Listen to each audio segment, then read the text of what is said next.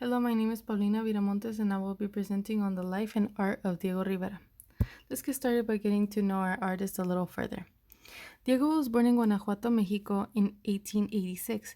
He had a twin brother but unfortunately died at the age of 2. He and his family moved to Mexico City shortly after their loss.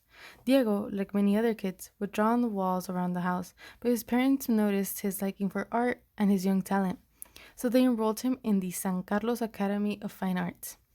Later on, in 1907, he went to live and study in Europe, where he had pretty good relations with painters like Pablo Picasso and Eduardo Chicharro. When he went back to Mexico, he was the one that found the Mexicanidad art style, which is art that focuses on Mexican culture and people. In regards to his personal life, he ended up marrying 4 women: Emma Hurtado, Frida Kahlo, which they divorced and remarried, Guadalupe Marin, and Angela Beloff. It is important to know that he was very much driven by his communist ideas throughout his life. His political ideas were not only portrayed in his art, but in his life decisions and friendships. During his time, the Mexican mural movement was commenced by him because, digging in a little bit more on his communist ideas that we talked about in the previous slide, he wanted his paintings to be for the common people.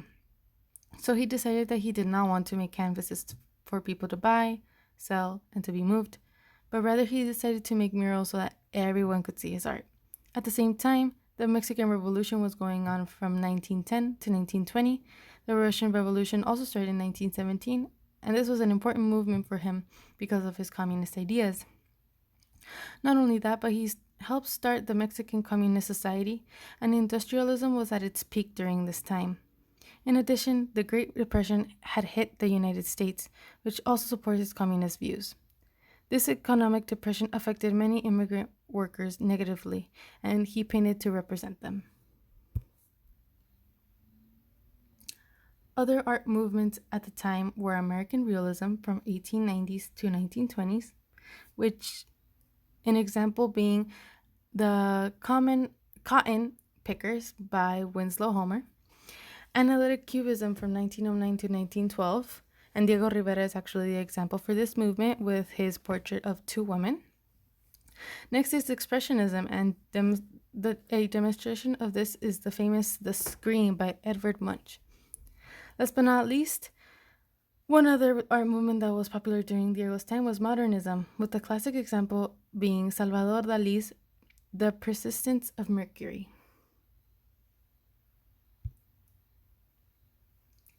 Rivera's theories of art consisted of making his art for the people, like I had mentioned before, following his communist beliefs.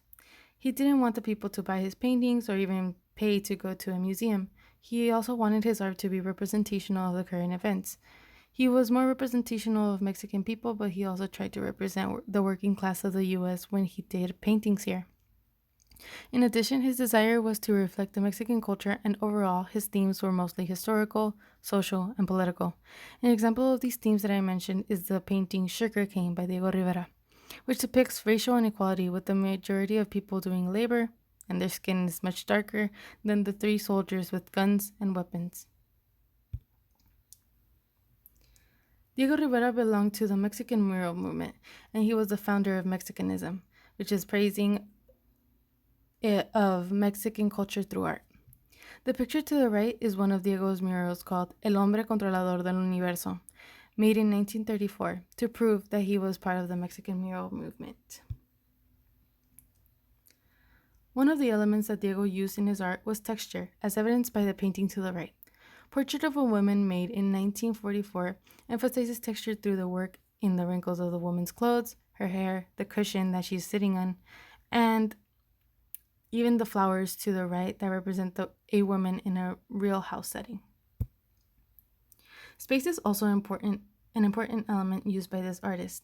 El Hombre Controlador del Universo showcases a very crowded space, as if Rockefeller is pulling everything towards him, towards the center, to have greater control over the universe. A principal design that we can see in Rivera's paintings is unity. This 1943 portrait of Natasha Gelman demonstrates unity because we can see how Diego purposely paints her dress white and in that style, so that it unites with the idea that the woman's dress is the petals and her legs are the stem, like the alcatraz flowers surrounding her. Another principal design are repeated shapes.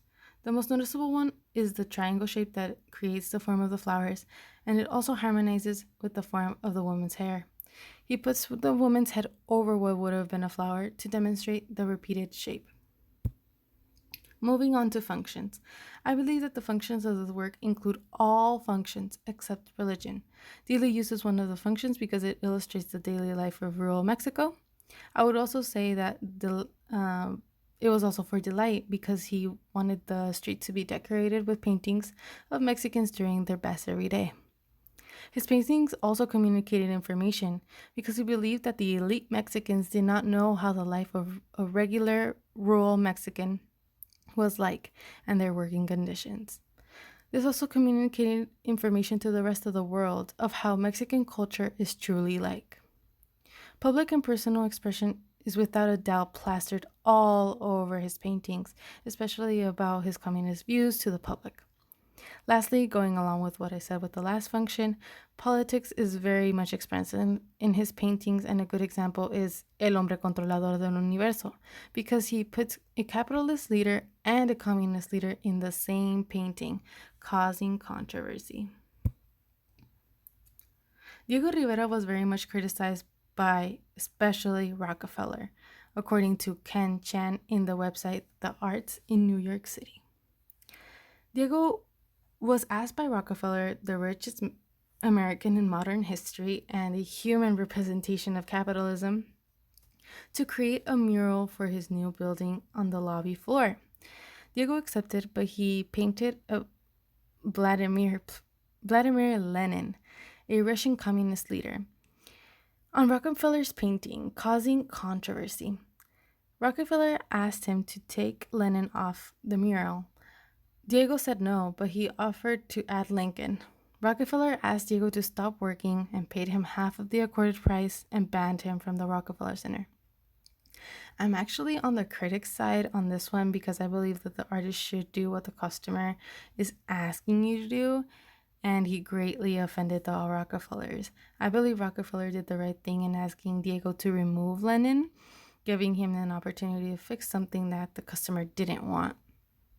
Rockefeller painted paid him, sorry. Rockefeller paid him for his efforts, which I think was a good gesture, and demolishing the mural was necessary because it had an element that was completely opposite of what the Rockefeller Center stood for. This is my bibliography. I want to thank you for watching this presentation.